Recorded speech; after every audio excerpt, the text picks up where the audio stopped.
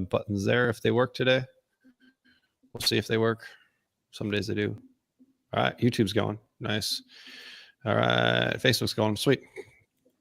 All right, we'll give that a second to load.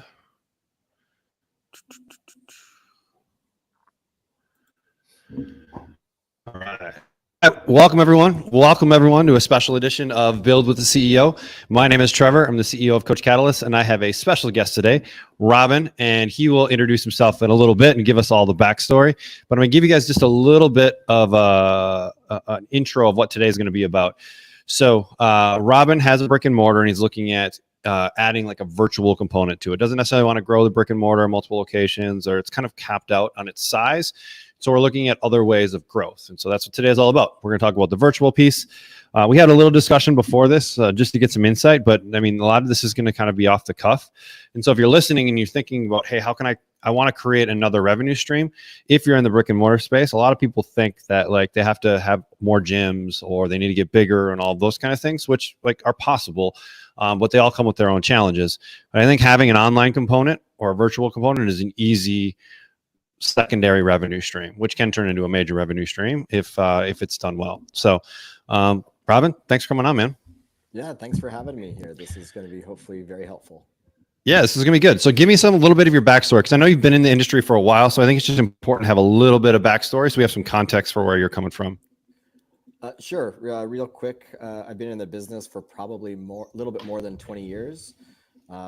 Started off as a fitness coordinator at the Royal Hulk Hospital, training doctors, nurses, things like that. Worked with cardiac programs for people with heart and stroke and Aboriginal diabetes. And throughout that, I also had an in-home training business, and then eventually left all that to open up my own studio in 2013. And then I basically have had my studio since then. And sweet. So the studio is about 10 years old? Yeah. Give or take a little more? Yeah, 10, 12, 13 years old. Yeah. Okay. And what is this studio? Personal training studio, one-to-one, small group training? What's that format? Yeah, so it's a one-on-one and semi-private training studio. Okay. And what's semi-private to you? Semi-private is 2 to 3 people at a time. They get Sweet. Their specific workouts, so individual workouts, but working out at the same time. Right. Awesome. Cool. Like we just have no standards in our industry for what anything means. And so like I always have to ask what that means to someone. So, all right, cool. So you've been in the industry for a long time. We've got the studio rolling. Now the studio feels like, it's at a good capacity. And actually we should probably give a little bit more backstory and kind of what the last few years have been like and why like now you're thinking about growth. Yeah, sure. Through, obviously everyone had their challenges with COVID. Mine just were extended a little bit longer because I ended up getting long COVID, which basically left me pretty much incapacitated for another 3 years after the regular COVID. And probably this summer is the first time I feel fully recovered. So I'm like mentally and physically able to, push the pedal to the metal, so to speak, in growing my business again. Sweet. Well, whenever we're thinking about like a secondary revenue stream, I like to think about synergy. And we talked about this before, is too many coaches, when they think about maybe going online or going virtual or building another revenue stream, is they pick something that's so disconnected from what they currently do that it ultimately means they run 2 businesses. And when we run 2 businesses, right, we either need to put in twice the amount of work or twice the amount of hours, or one or the other just doesn't get the attention that it needs and it doesn't grow into what we want it to grow into. And so most people do better on having just kind of like an offshoot from their current business. So marketing can compound, other operations can compound. And so it's like adding 20%, not necessarily adding another 100% of a new business. So let's kind of dig into your current situation and like the people you serve at the studio, because that is a leverage point that you have. You have a studio, it's full of members, they're happy people, they're happily paying and they're staying. And so like, who is that person that you serve if you had to kind of describe your perfect client in the studio? Yeah, so most of those clients, pretty much all of my clients are at midlife and beyond. It's more of their psychographic. They're all kind of concerned about longevity and aging well, with strength, energy, balance. Feeling confident. I have the slogan is feel confident in your body and what it can do. And that's kind of, in a nutshell, really wraps up what the clients are looking for, Mm-hmm. and then being held accountable to that. So when people come in for their consult, like right away, success session, discovery, whatever, what are they looking to solve right away? Are they coming in with like, hey, I'm starting to slow down, or are they coming in with weight loss, or what are they coming in with that they're looking to solve right away? Yeah, almost the first thing that comes out of their mouth is usually, I'm sore, have no energy and no strength, and I want to feel stronger. And then usually they tack on at the end, like, it'd be nice to lose a few inches too, but it's in their mind, that's like almost like a secondary goal. It is kind of the idea of like feeling stronger and having more energy to do the things that they want to do. It's usually something happened where they feel like an event in life has happened where they feel like they've lost a step or two. Yep. And it kind of scares them, and that's usually what prompts them to kind of contact me, or a doctor has told them that they have to, and then they contact me. Right. So I mean, that's another really interesting, right? That's another really interesting like element, right? Is you worked in the medical industry for a period of time, right? So you probably have tons of connections in that world. And is that something interesting, right? Where, you create some inroads where docs and that kind of stuff. I mean, preventative medicine, preventative strategies are starting to become more mainstream, right? I think a lot of doctors, even traditionally trained ones, are thinking about other ways that they can support their patients. And they know that they don't have necessarily the capacity to support their patients, and their hospital systems don't necessarily have that capacity. And so for the patients that, are ready, willing, and able, having those people that they can, refer out to, right, I think it is super valuable. So, I think we'll kind of just keep that in as a potential lead source as well. But let's, even before we get into maybe dialing in the avatar for the online, like if you were to wake up 12 months from now and your business was built, what would it need to look like in order for you to feel like, hey, that was a super successful, I really like where my business is at? Yeah. The idea would be almost to have this almost the same amount of clients online as I would in person. And there's the little thing that kind of keeps gnawing at me in the back of the head is, what if I have a relapse with long COVID or whatnot, or something like that, where I'm incapacitated. Having something online might be like a way to kind of like continue, growing and having income in case something like that was to happen to me. So that's kind of one of the things that's kind of constantly in the back of my mind, is I don't want to get stuck there again. I was very grateful this time around that I have extremely loyal clients that kind of saw me through that, but I also felt like I wasn't giving them my best because I wasn't. Right. They stuck around. I don't want to be that unfair to them again. I would just, have to find another trainer for them to. Yeah. But like one thing, like in your defense, right? The past is typically indicative of the future. And so if that were to happen again, like, it's not like everything would just implode immediately, right? Definitely like no, yeah. There would probably be, and so like, that's like worst case scenario, right? But I definitely see, I definitely see what you mean. And maybe having a little bit of a secondary stream. And so like, all right, so looking at like just actual numbers, right? How many clients would you need to have in the online world for you to feel like I have a really nice business? Yeah, and it's not that many. It's kind of somewhere around 30 to 40 online that like I could manage. It's a matter of making sure that I have a system where it's like pretty as predictable as possible, that like, yeah, this system works really well. I'm getting clients in, because like I've already got some traction, but again, like we were talking offline, how like I feel like I got a lot of pieces, I just haven't put them in place in a way where I'm like, now I have a system, a machine that I can pull these levers and know that like, something's going to be produced. So just from like the people that I've talked to in the online world that like they do online coaching, that's all they do, most of them seem about the 30 to 50 clients is like a full-time gig online, full-time. Like it's good there. So that may be something to think about from like a capacity standpoint as you're still training people in person, right? If we add 30 to 40, right, people, and let's say you commit even a half hour to each per week, Mhm. right? At 40, that's 20 extra hours, right? And so those need to come from somewhere. And so that's just something to think about. The other thing that people can think about too, because you're more established in like this profession, right? You have more credibility, you have more social proof, you have more of those things, is you could potentially ratchet up your price point, right? And so that was going to be kind of my next question is like, for these 30 to 40 people, what do you envision them paying per month in order to work with you? Yeah. So currently I charge $300 a month. Okay. And so, yeah, and you're right. It doesn't have to be 30 to 40. Like the idea would be like, let's get myself on the path to get there.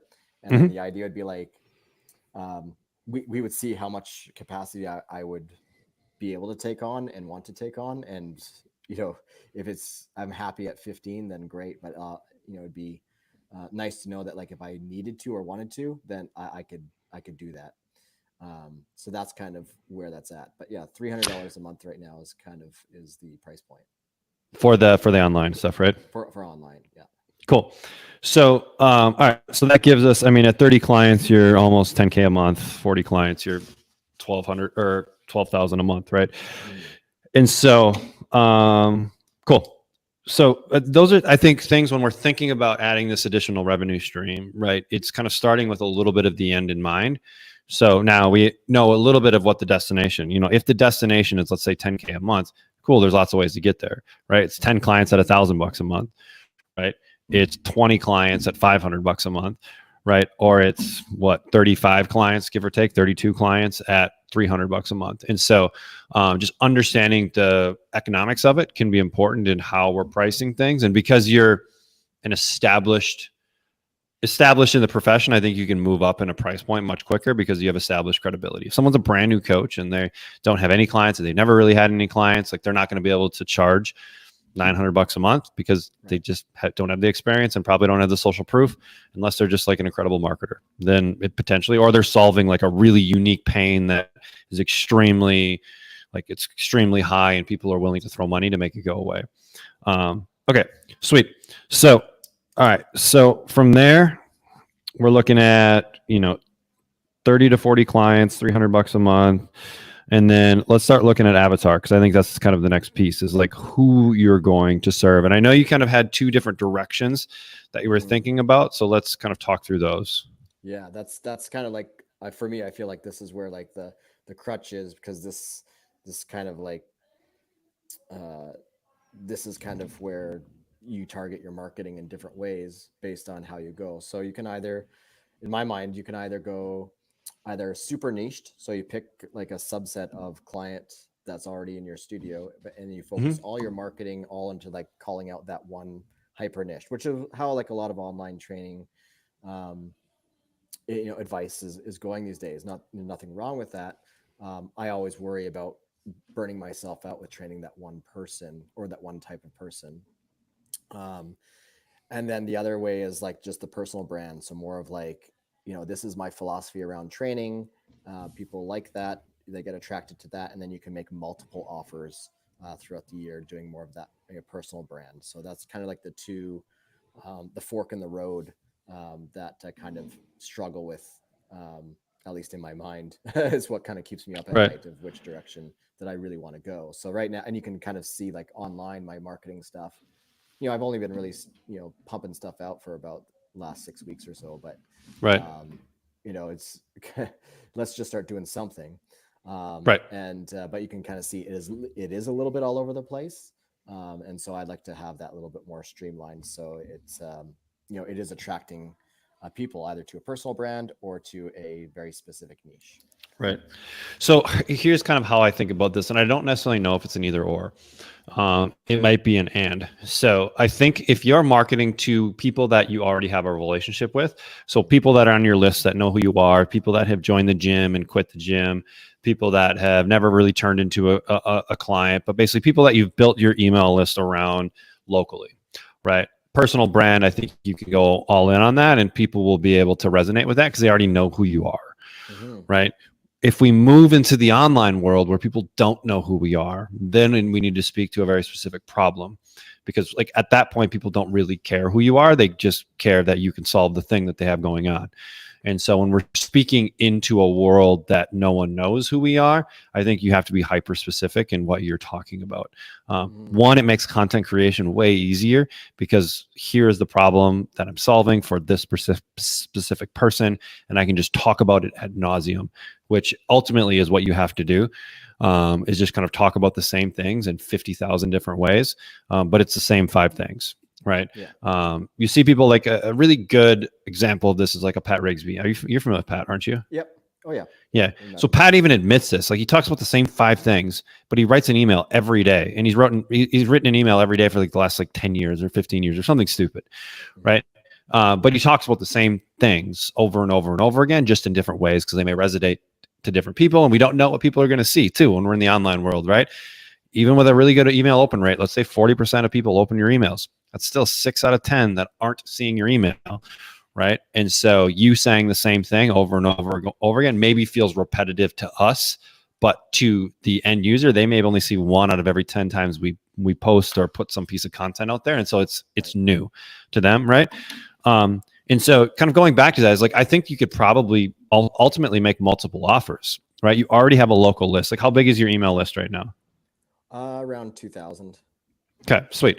So like a very nice sample size, right? And you have all of the people that were kind of clients of yours at one point, and because X, Y, and Z came up, right, that they stopped becoming clients, financial reasons, moved away, yada, yada, yada. Anyone that's been in business for a decade, like has a large list of those people. And so honestly, like if I was in your situation, I would go to that list first. I would look at every person that's ever stopped training with me. And as long as I did like, we didn't sever ties on like a bad, like, you know what I mean? Like there wasn't something like I kicked them out of the gym because they were an asshole or something, like, you know, like the good people that I would want to train again. I would make a list of those people and just start reaching out to them and talk about what you're doing now, because the gym may not make sense for them. They live too far away. Maybe financially it doesn't make sense. Right. And so like this could be an opportunity to work with you in a different fashion. And we've already like shortchanged the know, like, and trust factor. Like, and you've already done this, right? Like you've already sent a few emails and you've already like made an offer that people have responded to. Right. Yeah. So like that's your lowest hanging fruit. Already know, like, and trust you. Like honestly, you might be able to get 15 people out of that list. Right. And then like, we don't need to worry about anything else. And then you just do whatever you want to do. Like you talk about whatever you want to talk about at that point. Right. If you're really passionate about a certain subject, like just talk about that on social media or talk about that in your stuff and like see who it attracts. But we're not necessarily having to fight for revenue at that point. It's kind of like, I'll just do whatever I want to do because like the person that cares the least wins. Right. So if you don't care about getting clients, right, you're going to present in a different way. You're going to show up in a different way. And you're probably going to attract more clients because of that. Right. It's the whole like schoolyard adage, right? The person that pretends to not like the girl ends up getting the girl, right? Kind of thing. And so like none of this changes. We're just big children now. Right. And so that, honestly, that's where I would start if I was in your situation. Go just like comb your email list, comb every client that you've ever worked with, and just start making a list of like the top 50 people that you're like, hey, I would love to help this person. And then it's just like personal reach outs, right? You know? Okay. Yeah. I mean, that's oddly enough, that email that I sent out last week, that is the 3 people who it took me up on my offer. There are people that I worked with in the past, or they did one of my like challenges or something like that in the past. Right. Yeah. So like, that's just like, I would hammer that and like do that for a couple of weeks. Right. And just see like how many clients that they get out of this.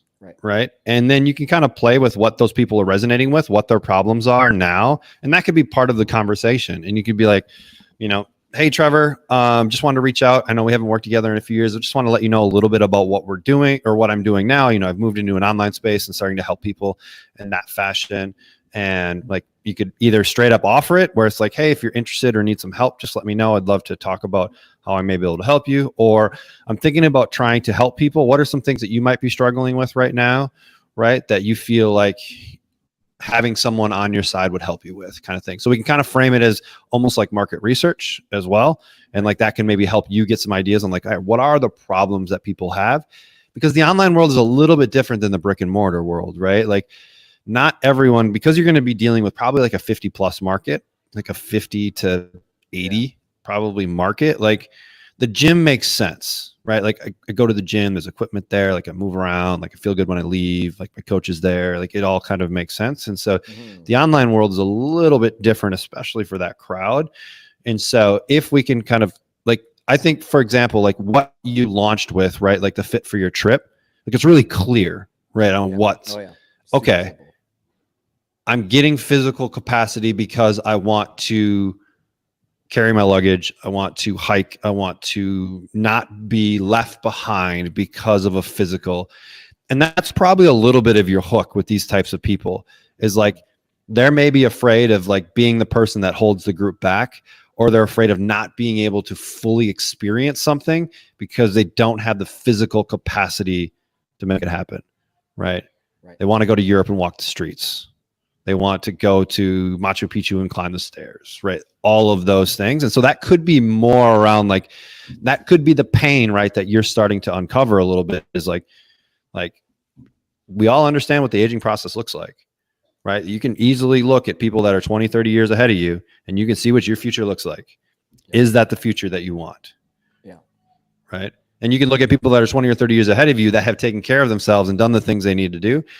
And that's also the future that you can have. And you see those people having fun and going on trips and doing cruises and doing all this fun stuff when now they have this time freedom because maybe they're retired, right? Or they're semi-retired and now they have more time to do this. But a lot of people, when they get to that time, don't have the capacity to do it anymore. And so they worked all this life for retirement to sit around and watch TV. Yeah, that actually gives me a good idea for some powerful content. Because that's basically my clients. They're either in that stage or they're about to hit that stage and they're thinking about it. I did a challenge several years ago before COVID called Andy's Workouts, and Andy was my grandfather. He got me into fitness, so I wrote a whole story about what it is. Basically, it's just a micro workout, 3 exercises a day. With the concept was do something healthy for yourself every day. It attracted a lot of those like-minded people. We had a Facebook group and we did 3 exercises a day and did some stuff. So a lot of my clients that take me up on challenges or little online stuff are that because they like to work out at home and they all do that stuff. So maybe I should tap into that market. Well, that could be like in combination, right? So we look at this low hanging fruit, right? Low hanging fruit, people that have worked with you, people that know, like, and trust Robin already. We don't need to convince them. We don't need to do any of that. Cool. Let's go after those people. Could you create something around the Andy's challenge, right? Where they may even have a recollection of what it is.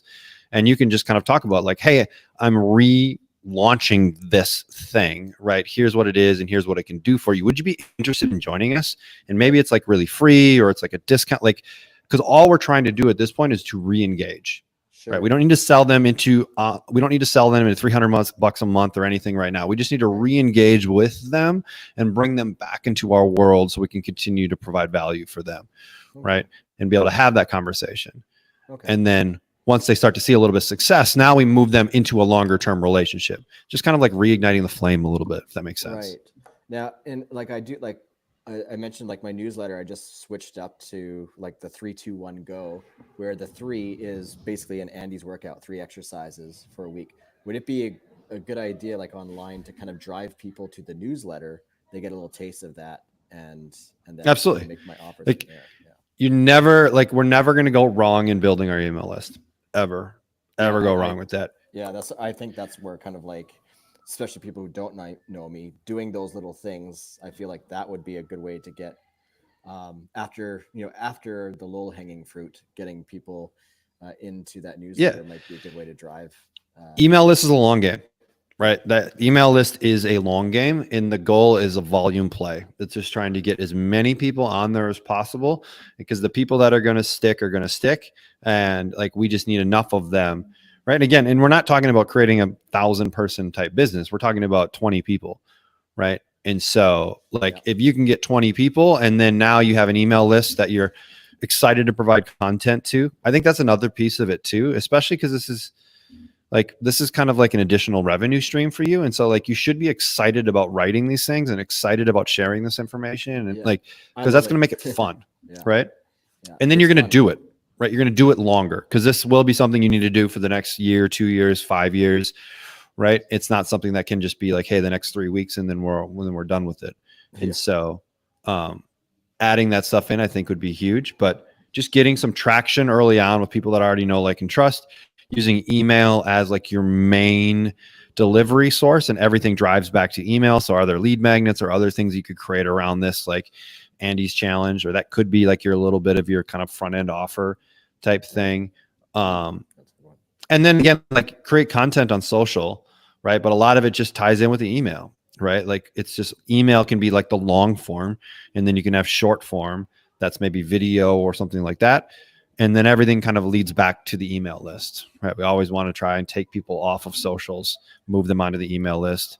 So if you have a Facebook group, like as part of the opt-in process, have one question, which is like, hey, enter your email in here to get my free XYZ thing. And so then they're joining the Facebook group, but then they're also joining the email newsletter list, putting opt-ins and lead magnets into the captions of reels, of posts, of that kind of stuff.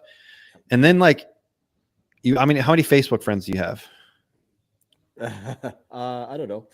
I have to take a look at that. Probably, I don't know, 500, 1,000. Yeah, like most likely a handful, like a decent like handful of people. And so then just like basically like reintroducing yourself on there, like, hey, what's up? Like you guys have known me as having the brick and mortar gym. Here's what I'm creating next to have a bigger impact. If you're interested in all, I want to follow along on the journey. Like here's a link to join my newsletter list, right? We do these kind of fun X, Y, and Z things. Like love for you to be part of it and create a healthier and happier you. And I'd get really specific about here's who I'm serving now in this new space. And here's how we're doing it. And so would love for you to come along for the ride. Here's my free email newsletter list. You should be able to join the list and get like tremendous amount of free value. Like you should feel like we're going to give you so much value on our email list that you feel like you should pay me, right? Because you're getting so much value out of it, type of thing. Because that always leads to then, okay, like when you do offer something, like, okay, if it's paid, it's got to be really, really good, right? And so I don't think I never like to hold anything back with free. Like it's just like offer everything, pretty much everything for free, because people don't necessarily need more education, right? Most people need the implementation. And so it's like, education is free, implementation costs money, right? Yep. Yeah, fair enough. Yeah, no, I like that. Yeah, my newsletter is a little bit more of it is kind of an implementation. I was worrying about like, some people might pay for a newsletter like this, but I figured that's why it's free. It is fun to put out there, but. And it's so like you're doing it, but you're not actually holding them accountable to executing it. So like that's kind of the difference, right? And you're not personalizing the plan for them, right? You're giving a general recommendation. Correct. And so like those are the differences, right? Like I can go on Google and search about X, Y, and Z, and I'm going to get some generic stuff. But if I work with Robin, I'm going to get an extensive intake. He's going to learn a lot about what my unique situations are and then give me the specific plan to get to there. Right. A specific plan is going to get us to the destination much quicker than a general plan. General plan may get us there at some point, but a specific plan is always going to get us there faster. And so that's kind of like the reason to do coaching versus, but still get a ton of value out of the actual free stuff. Cool. Awesome. I like that. Yeah. That gives me good clarity. I actually written in my notes right now, just kind of like little arrows from here to here to here to here. So it is connecting the dots for me. So that's awesome. And you could see like how the Andy's challenge thing goes, because that's kind of a nice little segue from like, I'm an email newsletter subscriber to I'm going to get a little bit of coaching from Robin, right? And maybe you launch that once a month, maybe you launch it every other month, and you do it kind of like as a cohort thing. Because one thing that's interesting about this age group is community is actually really important to them. And so as they get older, they're looking for other people that are kind of like-minded, because many times their own social circles maybe don't have the same mindset that they do, right? If their own social circles are your typical kind of standard American, right? They're trying to do something different. And so them connecting them with other people that are also trying to do stuff can be another fulfilling thing for them. That's where the cohort thing might be interesting. And it gives you this kind of deadline driven type campaign where it's, hey, sign up now or you have to wait type of thing. And so we can get people, we can move people up this like kind of value ladder, right? Email free, maybe this Andy's challenge is kind of low cost, or it's a medium cost, whatever it is. And then the people from there that like, hey, want to take it to the next level, they go into one-to-one coaching. So it allows you to kind of serve probably a wider swath of people, but then the one-to-one coaching can be like the premium type of experience. And you can maybe cap it at, hey, I only carry 20, 30 people on, whatever you feel like is what you feel like allows you to live the lifestyle that you want. Right. And then you just cap it and be done. And then like when you lose spots, you open it up. Hey, I've got 2 spots in my online coaching, right? There's a scarcity component to it. That's real. Right. But people can still make progress from the newsletter, from the challenges, that kind of stuff. I like that. It kind of reminds me of like when I did the Andy's workout challenge years ago. It was free, but I did offer prizes at the end, which helped. But I ended up leveraging that into my first Fit for Christmas program, which was basically everybody who did Andy's workouts. They pretty much all signed up for the Fit for Christmas, and then that actually made quite a bit of profit, which I plan to do this year, Fit for Christmas again, but this time the money goes to the food bank instead of me. Right. But yeah, I think that's a good idea. Yeah, I mean, there's kind of layers there, right? And all of this still leads to one-to-one coaching being your premium offering. And what you want to offer mid-tier can be whatever you want, right? Anything that's fun, and just getting people to turn into an active kind of subscriber rather than like a passive just reading the stuff. Yeah. I think that's good. So there's a couple questions that I want to just get them answered just because there are some people listening. So Ashley asked about this. This is way at the beginning, but how big is your space for your training? So I got about 500 square feet of like training space. I wish I could show you around right now. And then like that's pure like training floor space. And then so my studio is actually inside of a curling club building. Oh, cool. So the washrooms, change rooms, and things like that, that's all shared. So I don't really have to worry about cleaning or doing any of that. So just my training space. Yeah. Do you have a good relationship with the curling club? Fantastic. I do get lots of clients with them. I even train their youth curling team. Online using Coach Catalyst. So like I think looking at all of these, like where are all these connections that you have? Like Curling Club, cool. Do they have an email list? Can you do kind of a partnership with them to like do something fun to kind of siphon off the people that would be interested in what you're doing into this kind of new thing, right? Can you speak with the docs and other people that you've worked with in the past and talk about this new thing that you're doing that may be able to serve their population? Hey, here's the people I feel like I do the best work with, right? I just want to put it out there. If you have people, I'd love to be able to help them kind of in the next stage of their journey, right? And just start kind of putting all these poles in the water in these different areas. And so I think there's a lot of different kind of leverage points that you have there. So staying on the gym stuff, what's your pricing for one-to-one, like personal training? Yeah, it works out to more like a monthly subscription, kind of like a membership thing for training. So it's so it basically ranges from $700 to $1,400 a month, depending on the number of times per week. Depending on the number of times per week that they're generally in, and it's basically like they pay monthly no matter what. So I basically base the prices off of a 48-week year. So that way it allows for 4 weeks worth of off time where we like don't worry about it. So, yeah. And then, that's another leverage point when you're talking about your online stuff is like, hey, to work with me one-on-one in person would cost $1,400 a month, right? I can do it in the online world for $300, right? Like it helps you to give people that maybe aren't familiar with your offline offerings, like a little bit of what we call a price anchor. And so now they understand what this is truly worth. And now $300 looks like a steal. Yeah. right? And so that can be easier when you're talking about your coaching, right? And if you're having everyone say yes to $300, like you're having no one say no, then we increase Go up. price.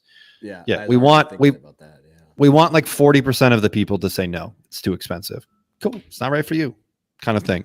I've got all these other ways that I can serve you, right? But this scenario maybe isn't right for you, right? And so, so just kind of you think about that as you're starting to move people into your coaching. Like, is everyone saying yes? Right? Okay, next person just offer, like, just say it's more, see what happens. Right? Yep. Not going to hurt anything. And then for your like semi-private, like your 1 to 3, what is like your price range for that? So the price range is a little bit better, but basically it's going to be 400 to 900, between 400 and 900 yeah. a month. Okay, cool. Let me see what's the one. So Ben said, who does email marketing the best in this business model? So Ben, one person I would probably follow in your case is a guy named Mike Milner. I think he serves a similar demo to you, and he's a really good writer. And he's a really good guy as well. And so I would get on his email list if you want to learn about it. I'm trying to think of other people in this space. I know people in the fat loss space, not necessarily in the longevity space. Jeb Johnston is another.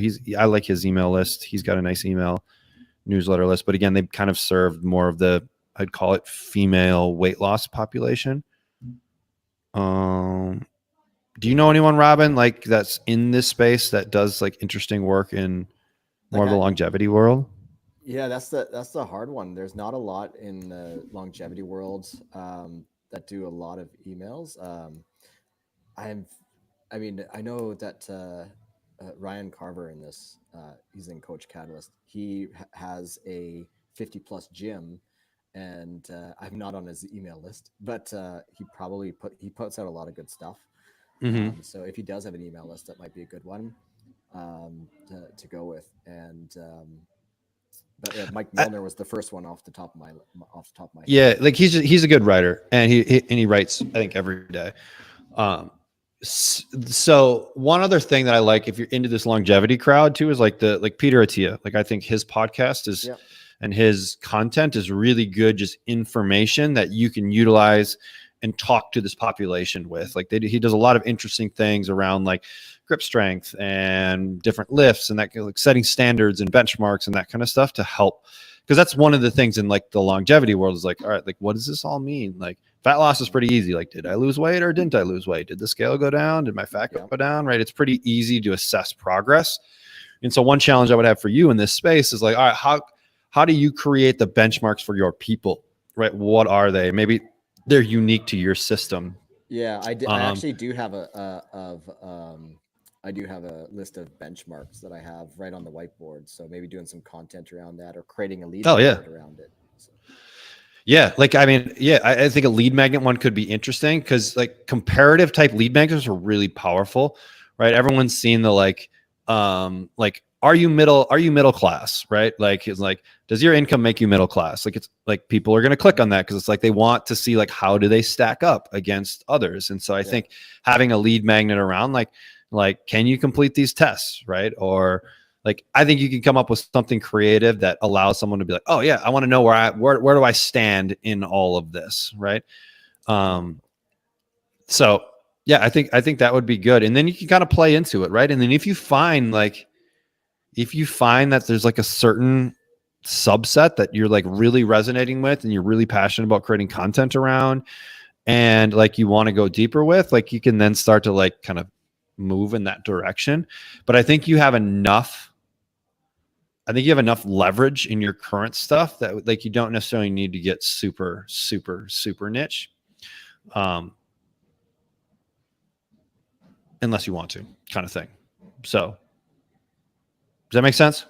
That makes perfect sense, actually. That's good to know. I got a lot of notes here, and of course I'll be looking at the recording probably a few times to get more notes in there. But yeah, no, that's awesome. I feel like I got a lot of clarity here. So I got a lot of cool things that I got out of this. It's awesome. Sweet. Awesome. Is there anything else that you want to cover or you want to kind of like work through? I think we covered it all and then some, actually. So I got like a lot of notes. I have a lot of I actually have a couple of ideas where to start as a result, including like that Andy's challenge. So yeah, I think I got a lot Sweet. to go on. So Yeah. thank you so much for this call. This is very clear. Yeah, it gave me a lot of clarity here. So this is awesome. Awesome. Yeah. Thanks for Robin for coming on. I really appreciate like the transparency and being able to come on and just like on the fly. We don't really know where this is going to go, but I'm glad it turned out well. Cool, man. So you can just like, I think on the bottom of your screen, you can just jump out and then I'll kind of wrap this thing up and sounds good, man. We'll go from there. All right. Thanks again, Trevor. See you. Thanks, Robin. We'll see you.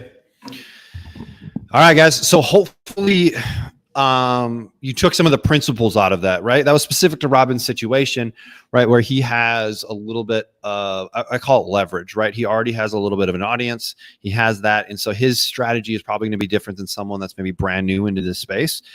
And so think about the principles on what we're talking about, right? Like how is he building his email list? How is he kind of niching down? How is he serving that population?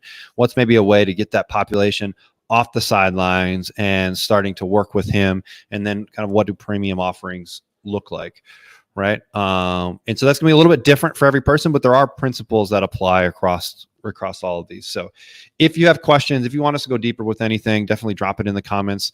I'll be back here next week. We've got some fun kind of guest stuff lined up over the next couple weeks. And so you'll have to stay tuned for that every Tuesday at noon Central. I'll be hanging out with you guys. So have a great rest of your Tuesday. Have a great rest of your week. My name is Trevor.